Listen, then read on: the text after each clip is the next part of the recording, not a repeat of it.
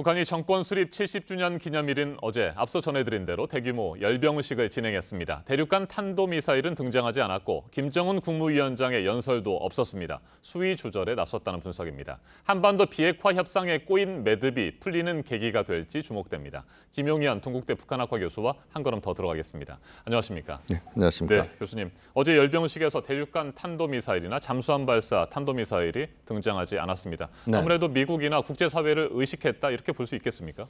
그렇습니다. 이번에 외신을 초청해 놓고 네. 그러면서도 화해 제스처 또는 유화적 제스처를 김정은 위원장은 처음부터 생각을 했다. 그렇게 봐야 될 것 같습니다. 특히 미국과 국제사회를 자극할 수 있는 그런 전략무기, 특히 그 SLBM, 그러니까 잠수함 발사 탄도미사일이나 또는 ICBM급 미사일 이런 것들이 등장하지 않았다. 지난번 2월 달에는 화성 14형, 15형 ICBM 등장했거든요. 그렇게 보면 북한으로서는 이제 김정은 위원장이 트럼프 대통령과 적극적인 대화 의지가 있다.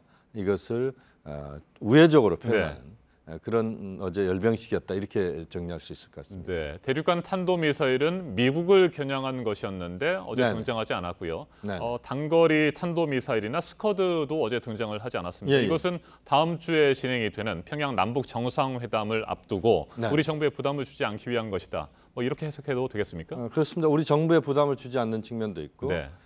우리 국민들에게도 북한이 그런 전쟁 의지나 또는 남관계에서의 군사의 긴장 의지가 없다. 오히려 화해 쪽으로 가자, 평화 쪽으로 가자. 이런 것을 간접적으로 우회적으로 표현했다 이렇게 봐야 될 것 같은데요. 역시 북한은 지금 국면을 상당히 중요하게 보고 있다. 특히 비핵화 종전선언과 관련된 북미 간의 접점이 찾아지지 않고 있는 지금 상황에서 남북 정상회담이 열리고 또 여러 가지 북미 간의 지금 대화 분위기가 만들어지는 이 상황에 대해서 적극적으로 북한은 거기에 임할 것이다. 이런 것들을 표현하는 그런 열병식이었다.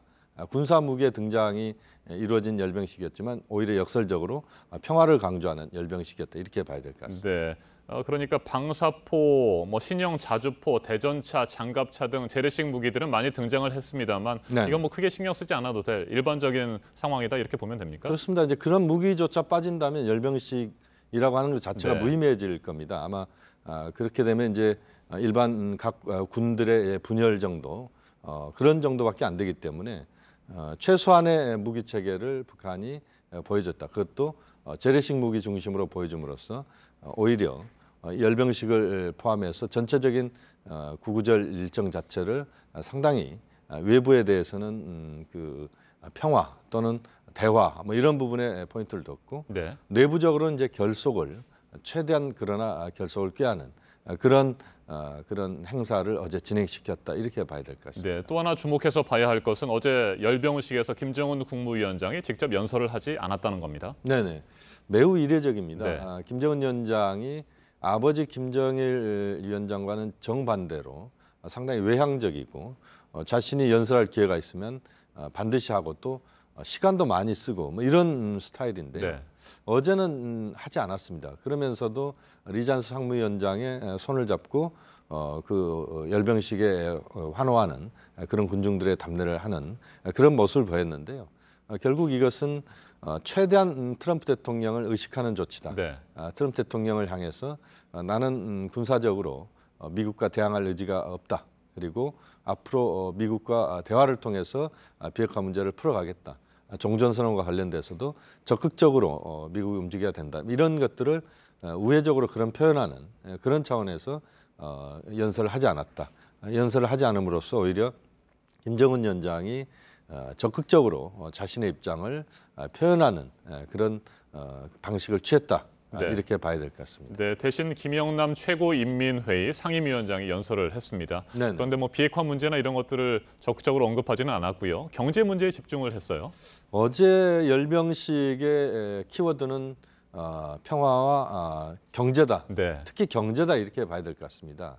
특히 어제 열병식에서 그 주민들이 그런 행진을 하는 과정에서도 경제라고 하는 그런 구호가 계속 등장을 했고 또 김영남 상임위원장도 경제 부분을 계속 강조했습니다. 결국 그것은 북한이 작년까지만 해도 경제와 핵을 병진하는 그런 노선에서 완전히 경제 중심 노선으로 변화시키는 그것을 또 보여주는 그런 차원에서의 행보였다. 오히려 국제사회와 미국을 아주 의식한 그런 네. 표현들이 어제 김영남 상임위원장의 발언 속에서 줄을 이뤘다 이렇게 봐야 될 것 같습니다. 네, 고노다로 일본 외상도 어제 열병식 이후에 네. 북한이 비핵화할 용의가 있다는 의사표시를 보인 것이다 이렇게 평가를 했습니다. 뭐 국제사회도 다 그렇게 인식을 할까요? 그렇습니다. 이제 국제사회를 향해서 북한이 워낙 어제 그 열병식에서 국제사회를 의식하는 네. 그런 그 조치를 취했다 이렇게 봐야 되기 때문에